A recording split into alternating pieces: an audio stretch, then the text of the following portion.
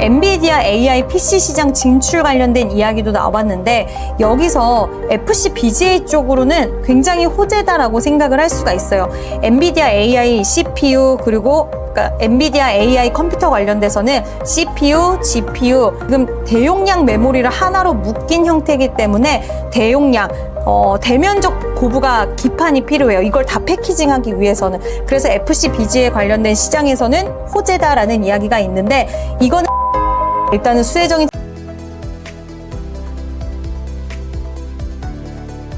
매주 화요일 저녁 8시에 진행되는 무료 특강 아래의 링크에서 신청하세요. 젠슨 환기 한국을 방문해 여러 주요 기업들과 회동 일정을 갖고 있는데요. LG그룹주가 유독 강했던 이유는 무엇이라고 보시나요?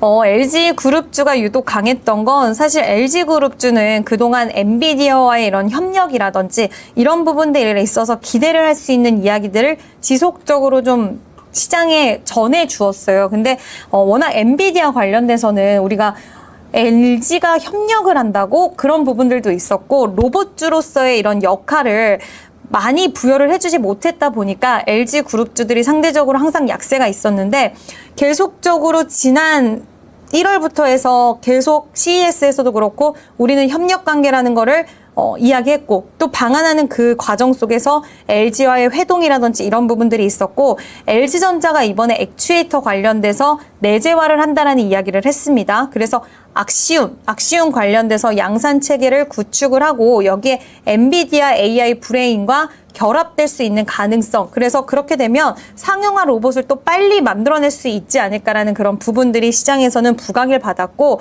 LG전자가 꾸준하게 데이터 센터 관련된 냉각 솔루션 사업에 대해서 시장과 소통을 많이 해왔는데 이와 관련돼서도 어떤 이야기가 또 나와줄 수 있지 않을까라는 기대 심리도 있지 않나라고 저는 좀 생각을 하고 있고요.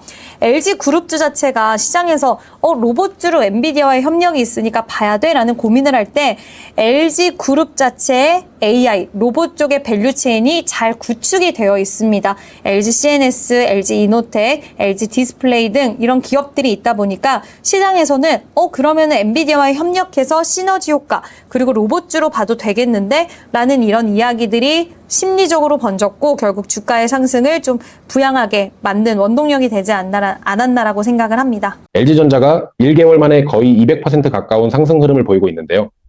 6월에도 이러한 상승 흐름이 이어질 수 있다고 보시나요? 200% 가까운 상승이 추가적으로 나올까에 대한 부분은 좀 조심스럽기는 한 것 같아요. 오늘 움직임만 본다 하더라도 지금 14% 정도 하락이 좀 나오고 있어서 단기적으로 너무 과열로 올라왔기 때문에 조정이라고는 볼 수는 있겠지만 지금 구간에서는 저는 좀 보유하고 계신 분들도 고민이 깊어지실 시기긴 하지만 신규 접근을 고민하시는 분들에게는 신규 접근의 기회가 온다라고 한다면 우상향은 저는 맞다라고 보지만 좀 더 눌림을 기다리시면 좋을 것 같아요. 적어도 아직까지는 오늘도 14% 정도가 빠지고 있긴 하지만 5일선까지 밀리고 있지는 않거든요. 그 얘기는 뭐냐? 결국 추세가 여전히 좀 견조하다라는 것으로 확인이 되기 때문에 14% 빠지는데 보유는 쉽진 않겠지만 저는 보유하고 계신 분들은 보유 관점이 맞고 신규로 접근하고 싶으신 분들은 5일선까지 밀린다면 우리가 한번 매수 타이밍으로 잡아봐도 좋지 않을까. 5일선에서 1차적인 매수 그리고 10일선에서 2차 매수 정도는 좀 유효하지 않을까라고 보고 있는데 오늘 어제 가장 하방의 압력을 받을 수 있는 가격 라인 32만 원을 깨지 않고 있다는 것은 저는 추세 자체는 그래도 좀 유효하지 않나라는 의견 드려봅니다.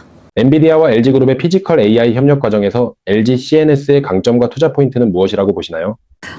LG CNS를 시장에서 보고 있는 이유는 지금 피지컬 AI 그리고 우리가 엔비디아 생태계 안에 이 기업들이 들어가냐 뭐 이런 이야기가 나오는데 이 LG CNS가 하는 역할은 시스템 통합 SI 기업입니다. 그래서 일단 이 회사 같은 경우에는 로봇 관련된 생태계에 계속해서 좀 위에서 조율하고 종합적으로 여러 로봇이 있을 거잖아요. 뭐 다양한 형태의 로봇도 있을 거고 다양한 업무를 수행하는 로봇이 있을 텐데 그런 부분들을 가장 위에서 조율하면서 지켜보면서 이렇게 배치할 수 있는 그런 능력을 갖고 있고 엔비디아가 LG 그룹주와의 이런 시너지 효과를 가져가는 데 있어서 시스템 통합적인 부분들을 다 관리해야 되는 그 역할을 갖고 있기 때문에 시장에서는 LG CNS를 굉장히 유망하게 보고 있고요.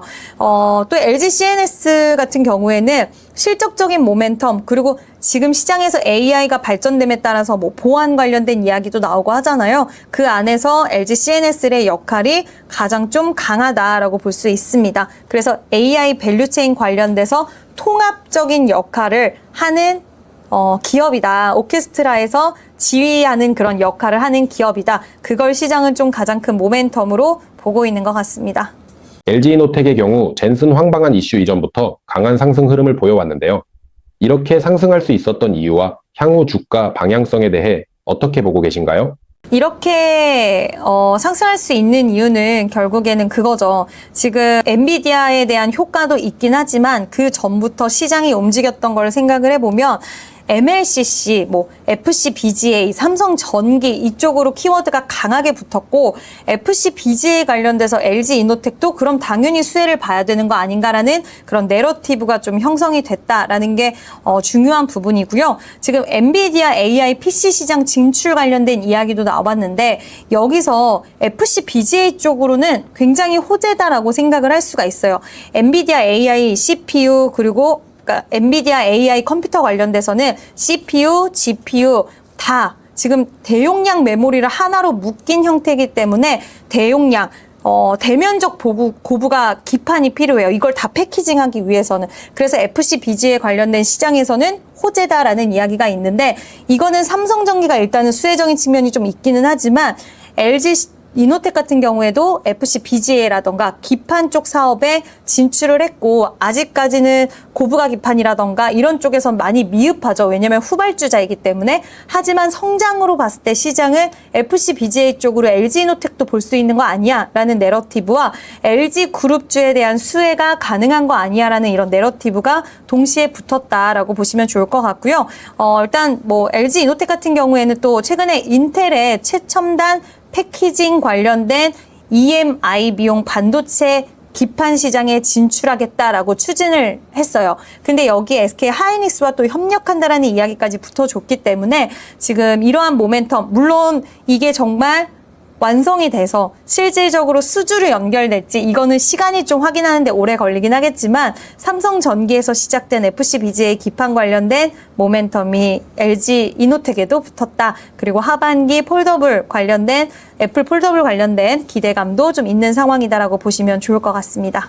LG에너지솔루션은 LG그룹주 내에서도 상대적으로 약한 모습을 보여왔고 배터리 셀 기업 가운데서도 부진한 흐름을 보였는데요. 현재 주가 수준에서의 진입 여부는 어떻게 보고 계신가요?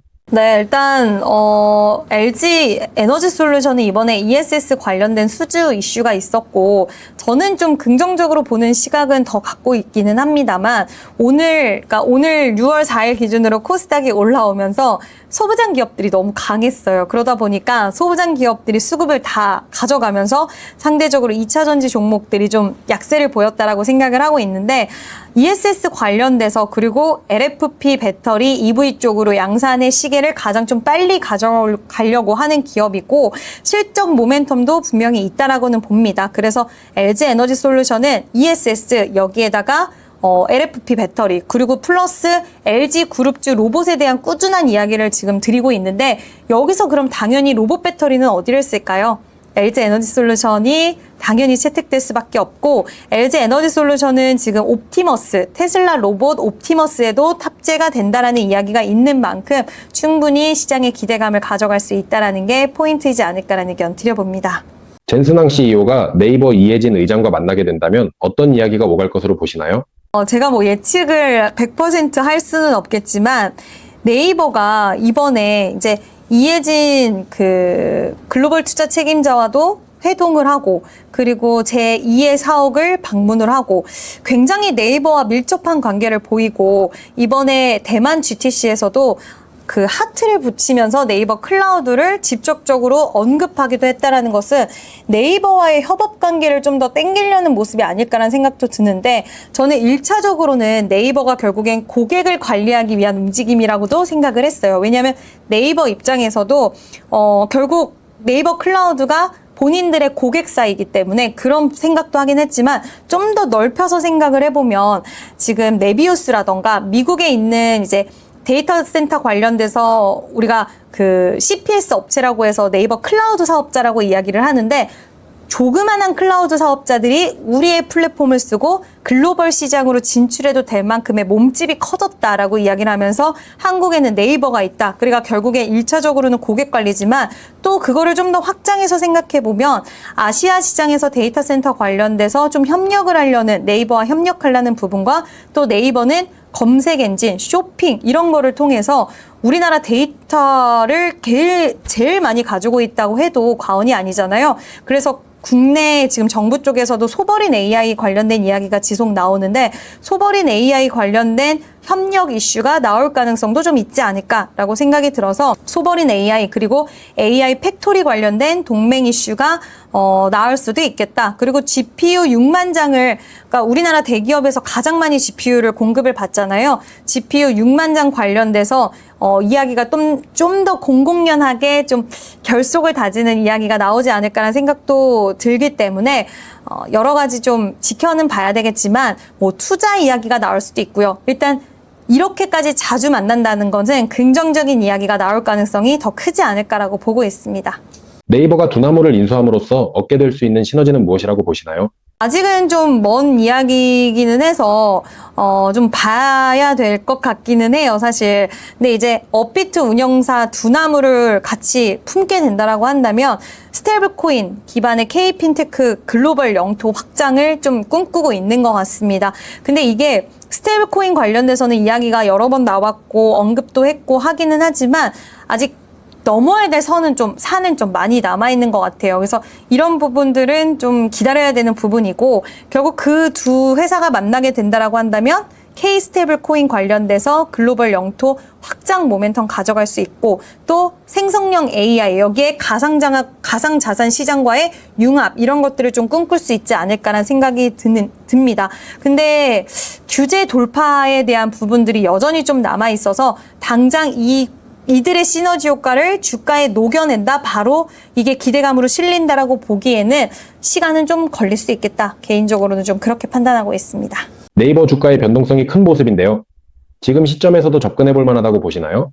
오늘만 하더라도 오늘 저가 기준으로 아랫꼬리가 상당히 많이 달렸는데 오늘 마이너스 6%까지 밀렸다가 또 플러스 2%까지 갔다가 지금은 또 마이너스 현재 시간으로 마이너스 3%이고 계속적으로 좀 움직임을 크게 가져가고 있어서 혼란스러운 것 같아요. 그렇지만 저는 네이버는 보유하고 계신 분들은 보유 관점이 맞다라고 봅니다. 왜냐하면 6월 달 들어서 상승이 나왔을 때 지금까지는 보지 못했던 엄청 큰 거래량이 같이 수반이 됐다라는 부분들을 미뤄봤을 때는 일단 지금 구간에서 보유하고 계신 분들은 홀딩이 맞고요. 신규 접근에 있어서도 5일선을 쉽게 깨지 않고 계속적으로 반등이 나와주는 걸 보면 내가 생각했던 자산의 일부라도 그러니까 뭐 분할 매수라고 우리가 흔히들 이야기하죠. 일부라도 매수를 하시는 것은 나쁘지 않겠다라는 의견 드려봅니다.